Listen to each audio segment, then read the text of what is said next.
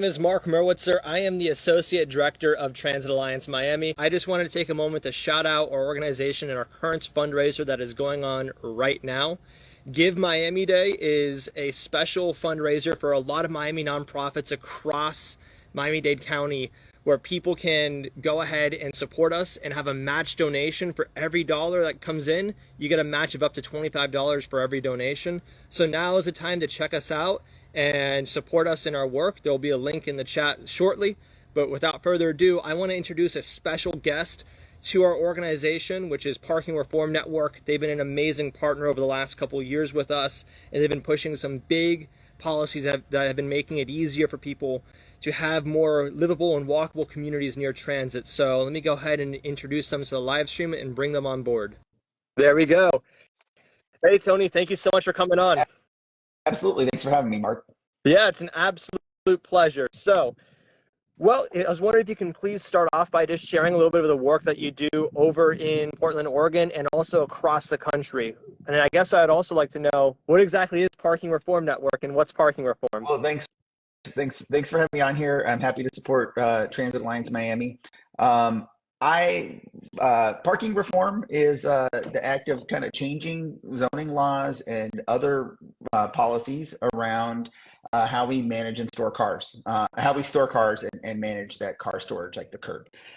Cities across the country have archaic and arbitrary rules that require parking for everything from sewage treatment plants to bowling alleys and everything in between, and particularly around housing as well. A lot of parking is required for multifamily housing, and this has exacerbated our housing crisis. Parking spaces cost a lot of money, and they take up a ton of space. And there's all sorts of they bring traffic.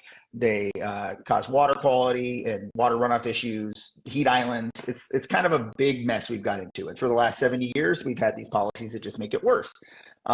Fortunately, there's a prescription to fix it. A professor named Donald Shoup at UCLA has been, for 4 decades at least, promoting a dogma of get rid of these parking mandates, price your curbs to manage access, and reinvest the money from parking into good stuff that promotes transit use and promotes walkability. And the real tie-in here is that you can't have good transit if everyone is driving. These cars are in the way. People, aren't incentivized to use transit, and everything is pushed far apart. So that's the real connection here. And I did some work in my local community around this, and after we were successful, I wanted to help everyone else do it, and that's why I work with partners like you across the country. Yeah, absolutely. You mentioned so many critical things here. To me, parking reform is not really about zoning changes as much as it is about how we actually decide to build, construct, and also live, work, and plan our own communities.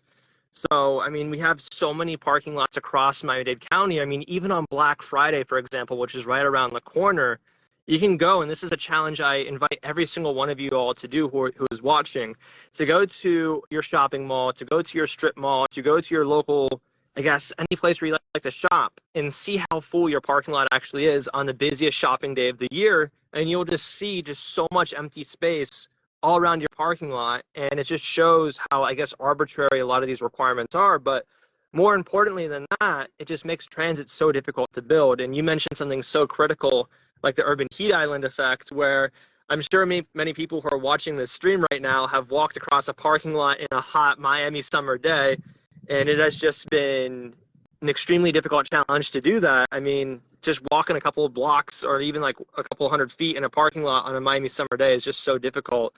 So I guess the question I have for you is, what has been done in Miami over the last couple of years around this issue? I know that the city of Miami, for example, got rid of a lot of their requirements around public transit, but more importantly than that, I know that there's been some action on the state level. So, Tony, I was wondering if you can share with us some of the good news that has been happening on the state level around parking and what can be done to make it easier for people to have more housing near transit. Right. Yeah. Well, Florida, like a number of other states, have looked at doing some of these reforms at a statewide level. And so you had the Live Local Act, I believe, which allowed parking reductions for affordable housing near transit on commercial properties. And so this is a great step, right? It unlocks some of the it unlocks more space for housing in areas that might have better transit than other things. And a critical thing here is that we should always remember when we get rid of these mandates, these requirements for a certain number of spaces, we're not actually forcing anyone to live without a car. We're not banning parking. You're not removing any existing parking. What these reforms do is address it. What we know is a big desire and need for housing, jobs, commercial activities in environments and in neighborhoods and communities where you don't have to drive everywhere, right? And so it's really about we know that places that are walkable are more affordable, or should be more affordable because you have less transportation access. They're more accessible to everybody, but they're often way too expensive because we don't allow enough of them to be built, and we still require a lot of parking in them. So bills like Live Local Act, they don't go far enough, but they do start the process of allowing more people to live in places where they don't have to own a car, which is a huge cost saving, even if the rent isn't cheaper, right? Like that's just not having to drive as much saves you a lot of money right off the top. Yes.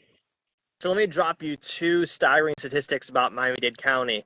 Number one, parking alone can increase the rent of a single unit by about 17%. And when you combine the housing costs and the transportation costs for the average household out there in Miami-Dade County, you're looking at almost half of your take-home pay every month. So if you get paid twice a month, that first paycheck is just going to sustain your ability to have a home to live in and also your ability to get around. Like those are the two bare essential things that over half of your paycheck is going to in some areas in Miami-Dade County. And I'm sure for a lot of people, it's a lot more than that, especially because of the housing crisis that we're currently facing. And another thing I'd love to point out as well, and this is something that Transit Alliance researched, is the fact that 55% of all households in Miami-Dade County either have one car or fewer.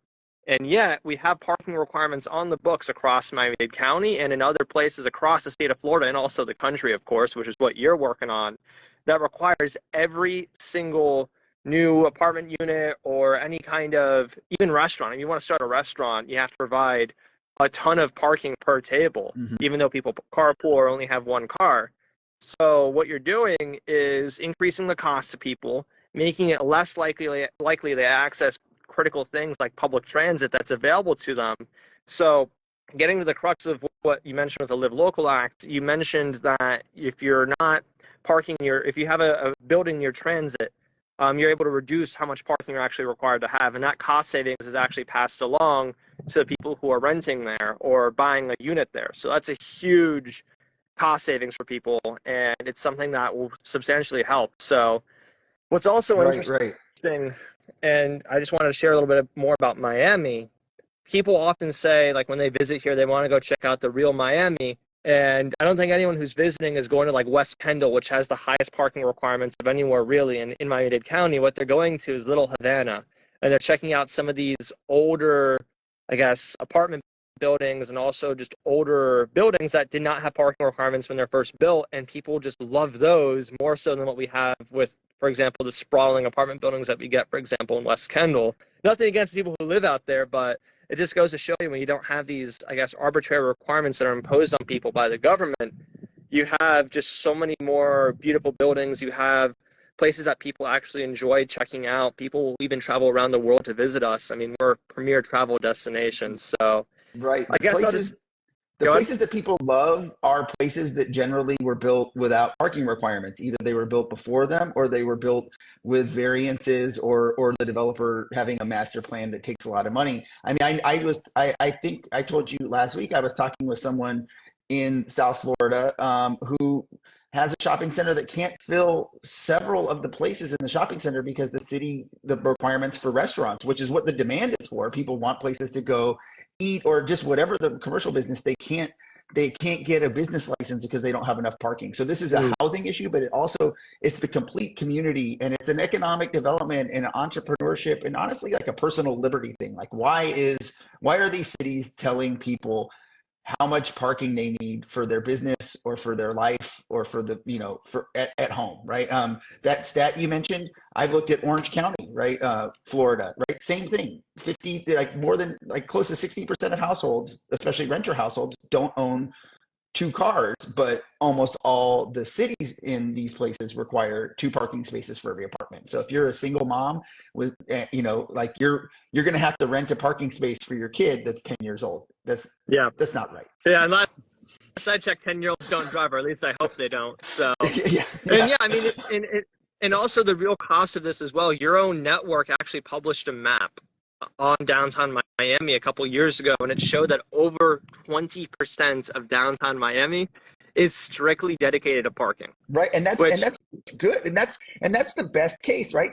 Downtown Miami, 20%. Go look at a shopping center that was built after 1970, right? Like it's going to be like 80%. A more modern commercial development is like 8. So the downtown is terrible, but then you think about like that's the best case scenario yeah, is 20%. I mean, Yeah. and like I keep bashing on West Kendall here. I have nothing against people out there. Full disclosure, like there's a lot of redeeming qualities about it. And one of the things though that I love to point out though is that you look at a shopping center in West Kendall, and the parking lot will be literally bigger than the space that we give to our own people. So keep Oh that yeah. in mind. Like we're setting aside more space for cars that are parked that honestly most people aren't even using 98% of the time. And you walk into a building that's like half the size of that parking lot. It's just mind blowing to me, and it's just how we've done things over the last 40 years or so in Miami. But point being, it's a long-standing challenge, and it takes organizations like you, it takes organizations like us. I don't like patting ourselves on the back, but hey, we've done some work. Please check out transitalliance.miami/pave-paradise, and you'll see a lot of the data we put forward and published out there. But I just want to close off with this question to you, Tony. How can people get involved in this movement? How can people get involved in this fight? And how can people, I guess, step up? I mean, obviously, I'm going to plug this one more time real quick. Give Miami-Dade is currently live. You have until the 21st to get a match donation to Transit Alliance.